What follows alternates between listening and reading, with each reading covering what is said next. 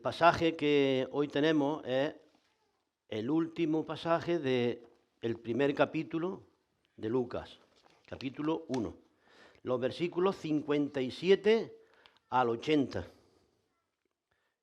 que como sabemos este capítulo es el capítulo más largo de todo el Nuevo Testamento, como ya recordó José la semana pasada. El título de la predicación de hoy es El nacimiento de Juan el Bautista. Y podéis acompañar, pues buscamos Lucas capítulo 1 y de los versículos, como hemos dicho, del 57 hasta el final. El nacimiento de Juan el Bautista, el título, preparando el camino para la redención.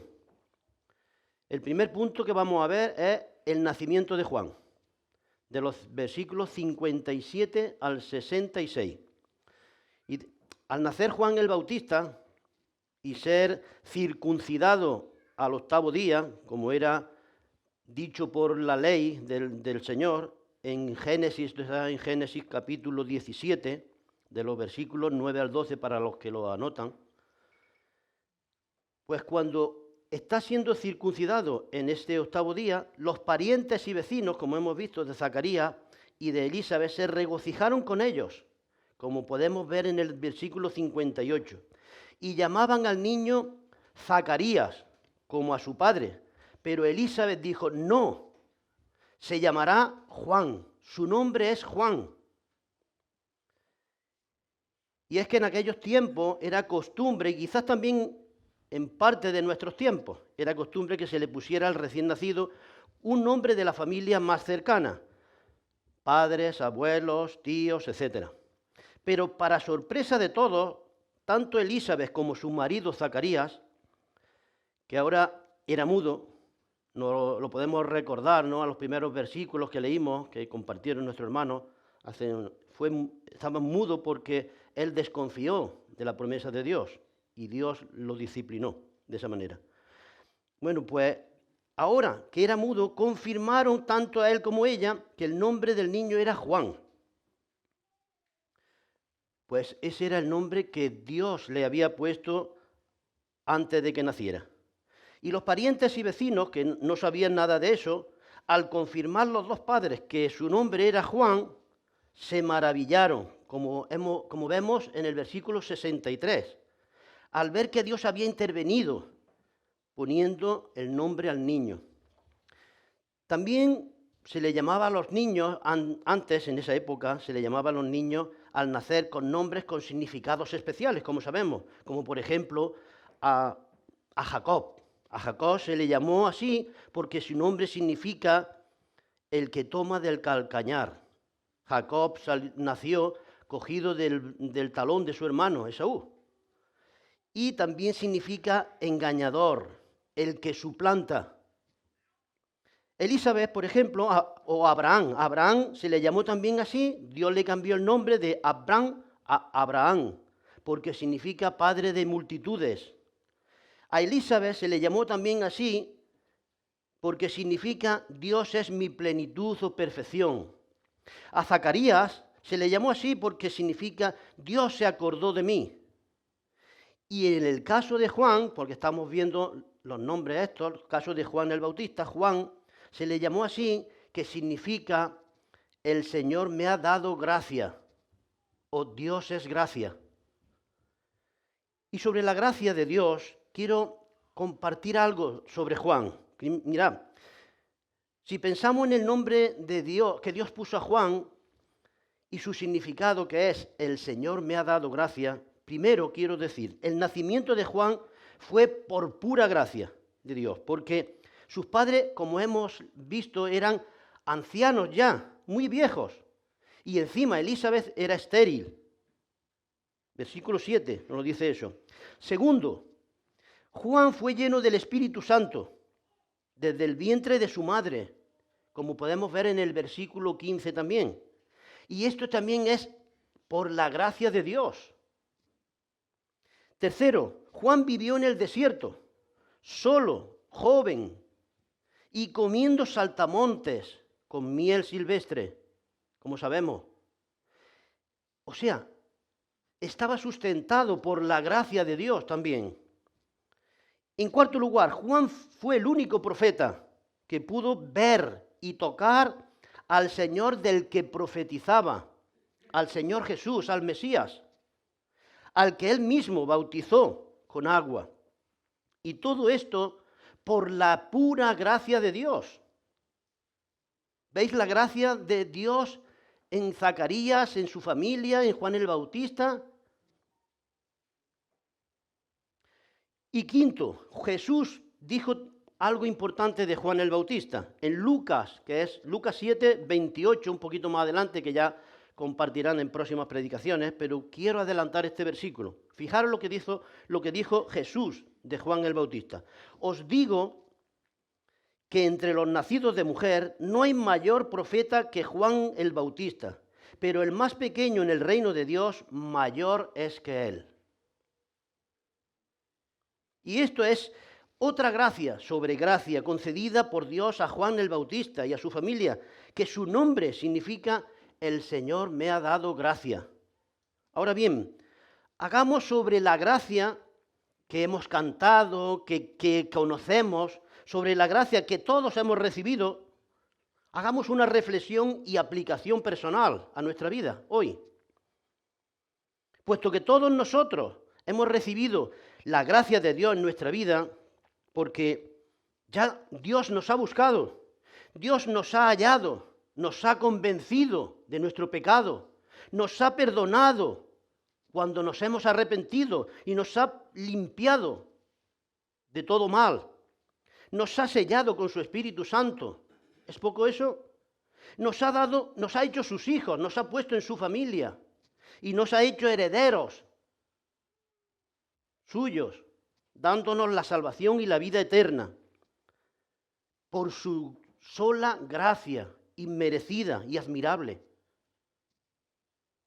Ahora, puesto que hemos recibido todos nosotros esa gracia del Señor, todas estas cosas y muchas más, ¿por qué no nos comprometemos hoy, todos nosotros, a mostrar gracia a los demás, a nuestro prójimo, y así poner en práctica el amor, la obediencia al mandato del Señor Jesús, que nos dice en Mateo 10:8. Fijaros lo que nos dice Mateo 10:8, un versículo muy conocido. La parte B, dice, de gracia recibisteis, dad de gracia. Ahora, la pregunta que cabe aquí es, ¿lo hacemos? Hemos recibido de gracia, pero ¿estamos dando de gracia a los demás? ¿Damos de gracia cada día? Espero que sí, pero si no, empieza hoy. Empieza a dar de gracia, de la gracia que el Señor te ha dado, empieza a hacerlo hoy, a tu alrededor, a tu prójimo, empezando por los más cercanos, por tu familia. Comprométete con el Señor para dar de gracia de todas las maneras posibles. Y quiero compartir con vosotros algunas de esas maneras. Por ejemplo, perdonando los errores a los demás, perdonando los daños cometidos en contra tuya, perdonando los pecados cometidos sobre ti, de las personas que te rodean cada día y que de alguna manera te han hecho daño. Piensa que no son perfectos, igual que tú tampoco eres perfecto. Ninguno somos perfectos, solo Jesús.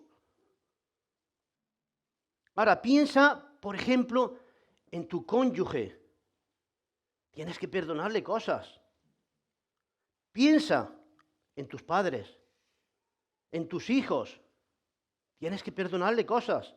Tus familiares, tus vecinos, tus amigos, compañeros, etcétera. Cualquiera que te haya ofendido, perdónalo. Perdonemos por gracia, aunque no la merezcan, aunque no merezcan, igual que nosotros tampoco merecíamos la gracia del Señor. Y eso significa gracia, recibir el perdón de Dios, la misericordia sin merecerla. Y el Señor nos lo da a nosotros. Y también podemos hacer algo más. Pidamos perdón también a ellos, por gracia, porque también seguramente los hemos ofendido, a unos y a otros, y aún ni siquiera nos hemos dado cuenta. Aprovechemos oportunidades para decir, hermano, amigo, familiar, lo que sea, vecino, si en alguna ocasión te he causado daño, perdóname. Hagamos eso. Esa es dar gracia. De gracia. Que el Señor nos ayude en este mandamiento y en este compromiso. Amén. Mirad, en los versículos 62 al 64, después que los familiares querían ponerle al niño el nombre de su padre Zacarías, tanto Zacarías como Elizabeth su madre dijo, no, se llamará Juan. Y dice que luego le preguntaron a Zacarías por señas. ¿Lo veis? ¿Os habéis dado cuenta? Le preguntaron a Zacarías por señas. ¿Cuál sería su nombre? Y esto sugiere que Zacarías, además de mudo, también estaba sordo. Por la disciplina del Señor, por su incredulidad, como pudimos ver en el versículo 20. Fijaros lo que dice el versículo 20. Dice, y ahora quedarás mudo. Le está hablando el ángel a Zacarías. Y ahora quedarás mudo y no podrás hablar, por cuanto no creíste mis palabras, las cuales se cumplirán a su tiempo. Después de esto, Zacarías pide una tablilla para escribir el nombre del niño y confirma lo que ya ha dicho su mujer Elizabeth, que Juan es su nombre. Y todos se maravillan de eso, como podemos ver en el versículo 63. Todos se maravillan. Mirad, la incredulidad de Zacarías, ¿sabéis qué? Le cerró la boca. Pero la fe de Zacarías se la volvió a abrir. La fe de Zacarías, continuada fe en Dios, se la volvió a abrir. Y en el mismo momento que Zacarías confirmó por escrito que el nombre del niño era Juan, dice, ¿qué sucedió?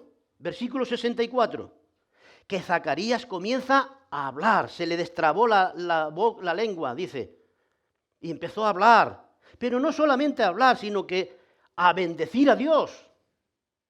Después de más de 9 meses que estuvo mudo por la disciplina del Señor, por su incredulidad en sus promesas. Y es que, hermanos, si no vamos a hablar del Señor, mejor nos quedemos callados. Si no vamos a alabarle, callemos mejor y escuchemos. Y aquí quiero que hagamos también otra reflexión, otra aplicación para nosotros hoy, referente a este pasaje. Fijaros, quiero que leamos 2 versículos que tienen mucho que ver. En Santiago 1, versículos 2 y 3, fijaros lo que dice. Hermanos míos, tened por sumo gozo cuando os halléis en diversas pruebas, sabiendo que la prueba de vuestra fe produce paciencia. Y en Romanos 5:3 dice, y no solo esto, sino que también nos gloriamos en las tribulaciones, sabiendo que la tribulación produce paciencia. ¿Lo veis? El Señor nos está diciendo en estos 2 versículos que las pruebas y las tribulaciones que Él permite en nuestra vida son para nuestro bien. Y cuando las recibimos con gozo, producen paciencia en nosotros.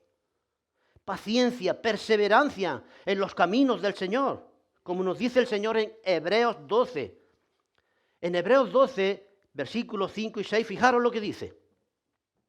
Hijo mío, no menosprecies la disciplina del Señor, ni desmayes cuando eres reprendido por Él.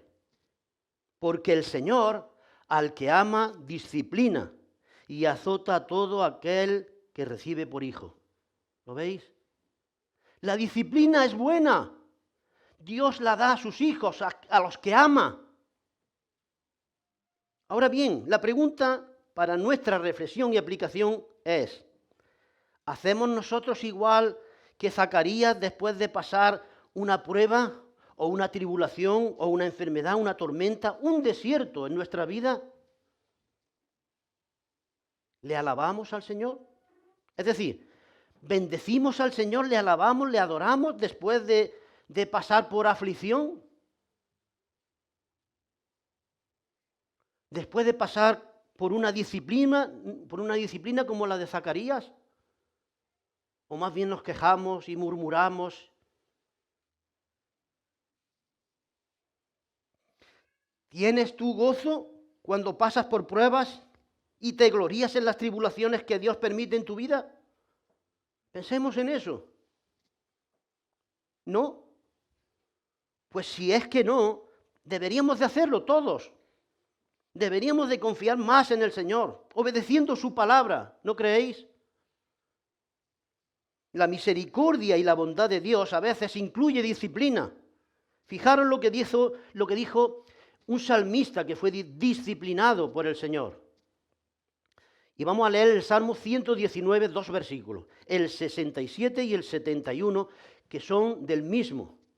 Dice, versículo 67, antes que fuera yo humillado, descarriado andaba, mas ahora guardo tu palabra. Mas ahora, cuando he sido disciplinado, he pasado la aflicción, guardo tu palabra. ¿Lo veis? La disciplina fue para bendición, pero fijaros lo que dice luego en el versículo 71. Bueno me es haber sido humillado, para que aprenda tus estatutos. ¿Habéis dicho alguno? ¿Hemos dicho alguno algo así alguna vez? Bueno me es haber sido humillado, Señor. Gracias por la aflicción que me has mandado. Deberíamos de hacerlo muchas veces. ¿Estás pasando tú ahora mismo, por pruebas, por tormentas, por desiertos, por tribulaciones? ¿Sí? Supongo que muchos de nosotros estamos ahí. Y si no lo estás, lo estarás. Pues hagamos lo que dice el Señor en su palabra. No te quejes, no murmures. Confía en el Señor y ten sumo gozo y gloríate en el Señor. Pon tus ojos en Jesús, el autor y consumador de la fe, porque Él está siempre a tu lado y te ayudará para que tengas paciencia, perseverancia en sus caminos y confíes en sus promesas. Hagamos eso. Oremos que cada día que el Señor nos ayude con su gracia, que cada día podamos hacer eso. Bien, otra cosa que quiero resaltar de este pasaje es que Zacarías era un hombre de Dios. Lo podemos ver al principio. Era un hombre de Dios. Pero ¿sabéis qué? También Zacarías era un hombre de poca fe. Como podemos ver en el versículo 13 de este capítulo 1, que ya también compartieron nuestros hermanos. Ya que Zacarías oraba a Dios por un hijo, y cuando Dios le concede su petición, Zacarías duda de la promesa de Dios, como vimos en el versículo 18. ¿Y qué pasó? Pues que a Dios no le agradó la duda de Zacarías. Versículo 20, y por eso lo disciplinó. ¿Por qué no le agradó? Porque como nos dice Dios en Hebreos 11:6, fijaros lo que dice el Señor en Hebreos 11:6. Porque sin fe es imposible agradar a Dios. Sin fe es imposible agradar a Dios, porque es necesario que el que se acerca a Dios crea que le hay y que es galardonador de los que le buscan. Hay una historia ilustrativa que muchos conocemos ya, la compartió José hace no sé si fue la semana pasada o la anterior, y se llama, yo le llamo la historia del paraguas. Pero voy a contar la historia. Es una iglesia, en una iglesia de un pueblo que era agricultor. Ese pueblo padecía una sequía severa. Y entonces se convocó una reunión de oración para orar por la lluvia en esa zona. Y a la reunión se presentaron todos los creyentes de la iglesia. Y entre ellos llegó una niña que traía un paraguas bajo el brazo. Y le preguntaron que para qué traía el paraguas si no estaba lloviendo. Y ella contestó: vinimos a orar para que llueva, ¿no? Pues yo espero que cuando salgamos de la iglesia esté lloviendo y por eso traje mi paraguas. ¡Qué lección de fe para todos, para aquellos y para nosotros hoy! ¿No creéis? Nadie en la iglesia iba preparado para que Dios contestara su oración sobre la lluvia ese día. Solo esa niña llevó su paraguas. Y así somos muchas veces, nosotros también. Nos acercamos a Dios en oración sin paraguas. ¿Lo entendemos eso? No esperamos que Dios conteste muchas veces nuestras oraciones. Y eso le pasó también a Zacarías. Y quiero decir algo sobre esta poca fe de Zacarías. Quiero decir algo de la fe que manifestó Zacarías ahí. Pidiendo por un hijo, y cuando llega, no cree. Esto, hermanos, es una característica negativa en muchos cristianos hoy. Por no decir en todos. No creemos realmente las promesas de Dios. Oramos y nos vamos sin mirar si está lloviendo ya. Jesús mismo llamó a sus discípulos en muchas ocasiones hombres de poca fe. ¿Os acordáis? ¿Puede alguien pensar que nosotros somos mejores que sus discípulos en cuanto a la fe? Por regla general, solo cuando Dios contesta sí a nuestras oraciones es cuando realmente nos regocijamos y nos alegramos. Pero no solemos llevar el paraguas abierto. Cuando nos acercamos al Señor para hacer nuestras peticiones de oración, debemos de ir con fe, con esa fe que le agrada.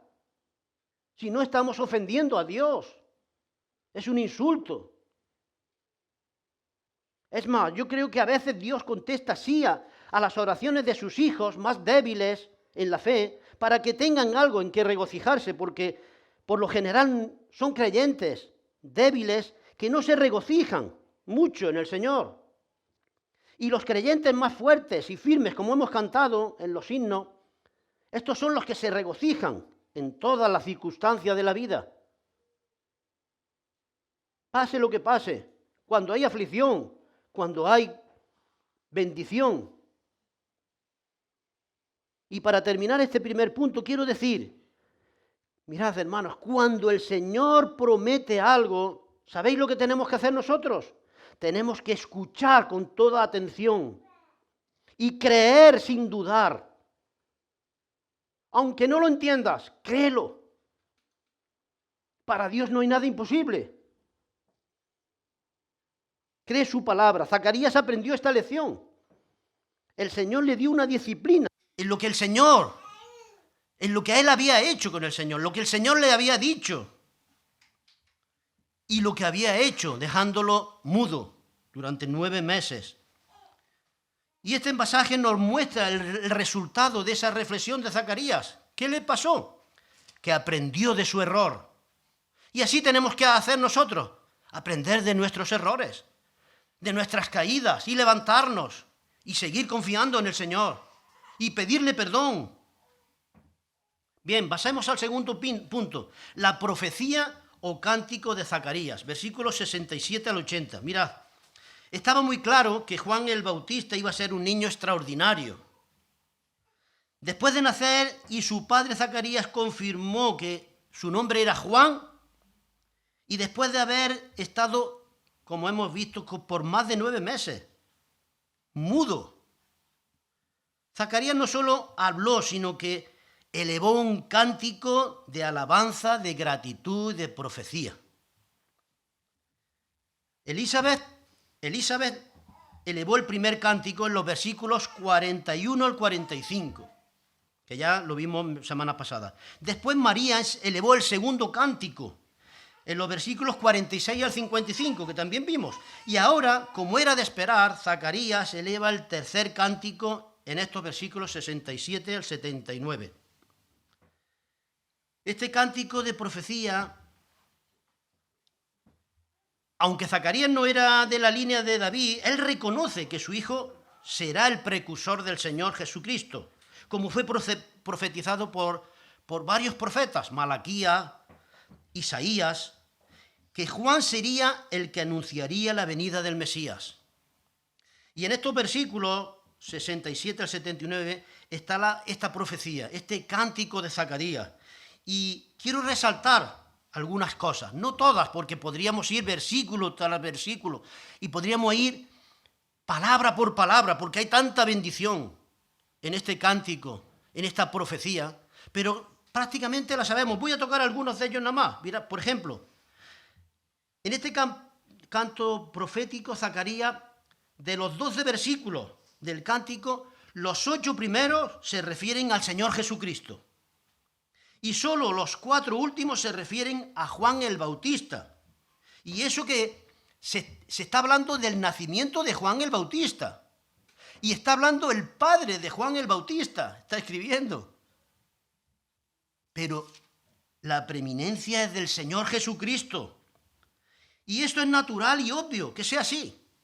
Pues, aunque este pasaje nos habla del nacimiento de Juan, el centro de todo pasaje es el Señor Jesucristo. Y así debe ser siempre.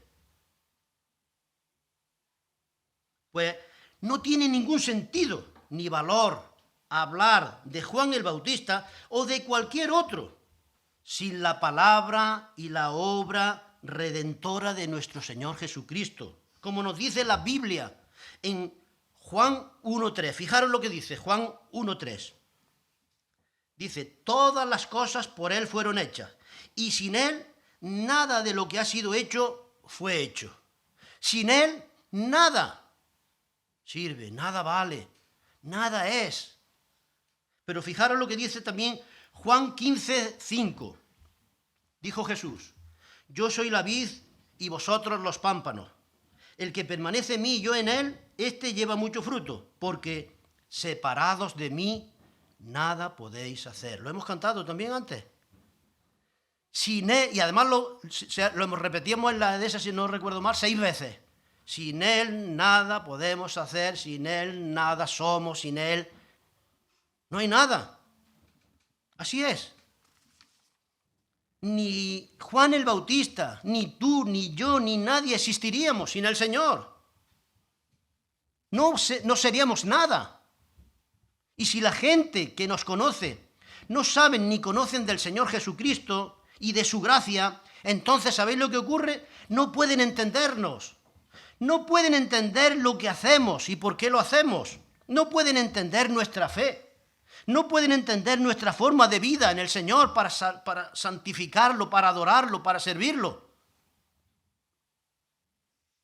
Por eso tenemos que hablar del Señor, para que nos puedan entender. Por ejemplo, quiero poner un ejemplo de aquí de nuestra iglesia. Nuestros hermanos del grupo de música, a los que estamos agradecidos, y se nos pasa muchas veces decirle gracias, gracias. Nuestro grupo de música, de alabanza de la iglesia, si nosotros no conociéramos al Señor Jesús, entonces podríamos pensar, no sabríamos que ellos trabajan y sirven de todo corazón con sus dones, con sus talentos en la iglesia del Señor aquí en Torre del Campo, por amor a su Señor, porque se lo debemos todo, se lo deben todo. Y podríamos pensar y decirles, pero hermanos, vosotros podríais estar en un grupo de música muy bueno, ganando mucho dinero, teniendo éxito con vuestras voces, con vuestros talentos musicales.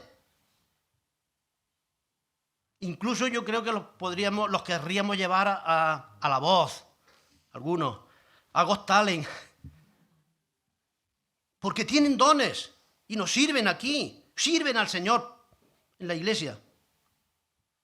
Pero sin embargo, ellos que conocen al Señor y le sirven de todo corazón con esos dones, nos dirían lo que Pablo mismo nos dijo en 1 Corintios 15:10. Fijaros lo que dijo. Y eso dirían ellos seguramente. 1 Corintios 15:10 dice, por la gracia de Dios soy lo que soy, y su gracia no ha sido en vano conmigo. Eso nos dirían ellos. Por la gracia de Dios estoy aquí sirviendo al Señor en su iglesia. Y así podríamos contestar todos los que de todo corazón le servimos aquí al Señor, donde y como sea, en la limpieza, en la organización de las tareas, en la enseñanza, en la logística, en la pastoral o en cualquier otro ministerio. Es decir, por la gracia de Dios soy lo que soy, diríamos todos. Y por la gracia de Dios hago lo que hago. ¿No es así? Amén. Y en estos últimos versículos vemos las promesas que Dios hizo a Abraham. Y tanto María como Zacarías y como Elizabeth, así como muchos creyentes hasta el día de hoy, creemos que las promesas de Dios, todas las promesas que Dios hace, serán cumplidas, sin dejar ni una jota ni una tilde sin cumplir. Como el mismo Jesús nos dice en Mateo 5, 17 y 18. Vamos a leer esos versículos. Dice: no penséis que he venido a abrogar la ley, dice Jesús, y los profetas. No he venido a abrogar, sino a cumplir. Porque de cierto os digo que hasta que se pasen el cielo y la tierra, ni una jota ni una tilde pasará de la ley, hasta que todo se haya cumplido. ¿Lo veis? Todas las promesas se cumplirán, aunque sabemos también que hay algunos que se han dado por vencidos y no esperan que todas las promesas de Dios se cumplan, especialmente las promesas hechas a Abraham en el Antiguo Testamento, como vemos.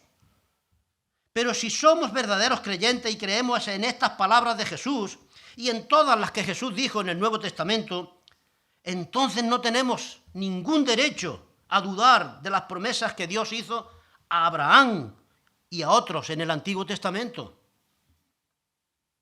Juan el Bautista, desde su nacimiento milagroso, fue llamado por la gracia de Dios para ser profeta del Altísimo. Versículo 76. Profeta del Altísimo, porque iría delante del Señor Jesús para preparar sus caminos. Como así fue. Se cumplió. Y cuando Juan el Bautista preparaba los caminos del Señor, ¿sabéis qué? Juan ya sabía que Jesús el Mesías estaba ya en medio de ellos, andando por esos caminos que él preparaba. Mirad, los padres de Juan el Bautista eran muy ancianos, como hemos visto en los primeros versículos. Eran ancianos cuando él nació, muy viejitos, y posiblemente murieran, siendo Juan muy joven aún. Y seguramente Juan se quedó allí solo en el desierto, sin sus padres, y podríamos pensar qué herencia le dejaron sus padres al morir tan mayores, qué legado le dejaron estos padres. Pero reflexionemos, en el versículo 6 dice, fijaros lo que dice de estos padres. Dice: ambos, Zacarías y Elizabeth, eran justos delante de Dios y andaban irreprensiblemente en todos los mandamientos y ordenanzas del Señor.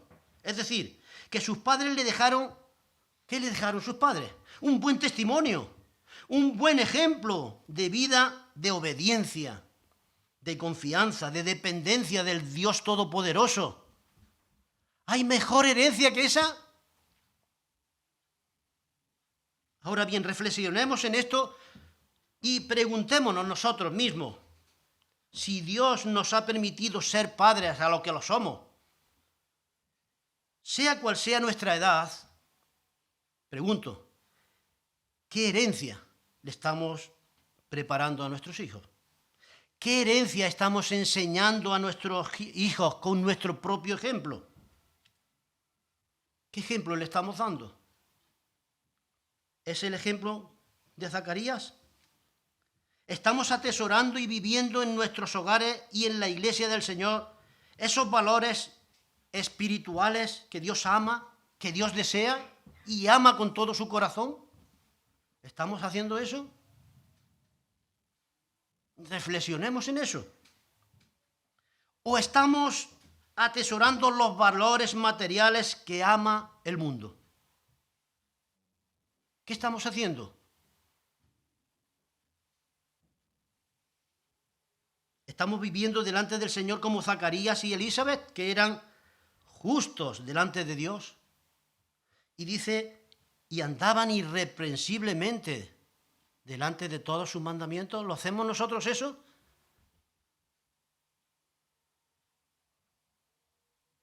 Pensemos.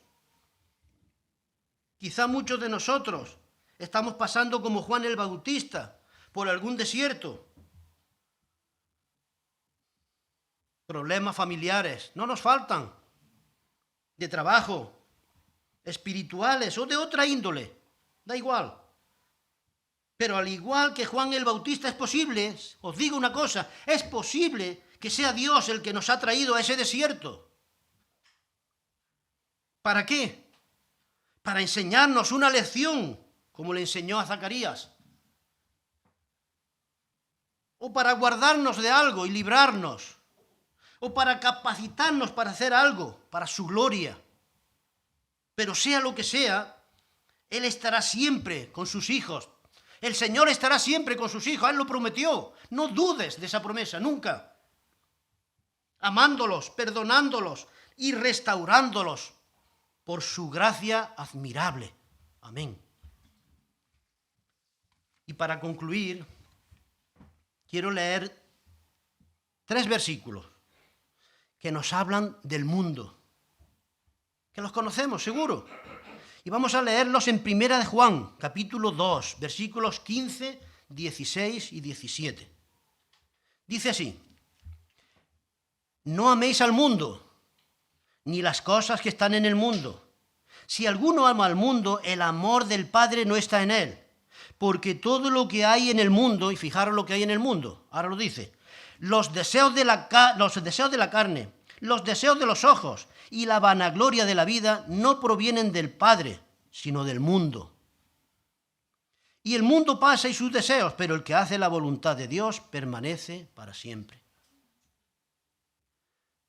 Hermanos, existe un sistema ahí fuera, en el mundo, y ese sistema está trabajando en nosotros y en nuestros hijos hoy. Abramos los ojos y recordemos que este mundo tiene un príncipe que se llama Satanás. Y él tiene una forma de pensar con poder y propósito. No lo menospreciemos. Y él está trabajando en todas las personas que se lo permiten, amando al mundo, cuando aman al mundo, cuando amamos al mundo. Así que oremos por eso, hermanos.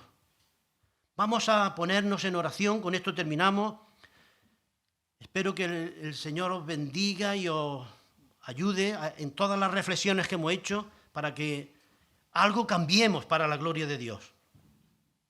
Vamos a orar.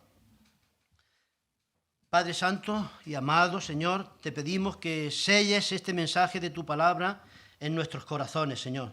Y te pedimos por todos aquellos que somos salvos, por tu gracia inmerecida, para que no usemos esa gracia, Señor, como una excusa para pecar, sino que usemos tu gracia admirable, Señor, para amarte, para servirte con los dones, con los talentos que tú nos has dado cada día,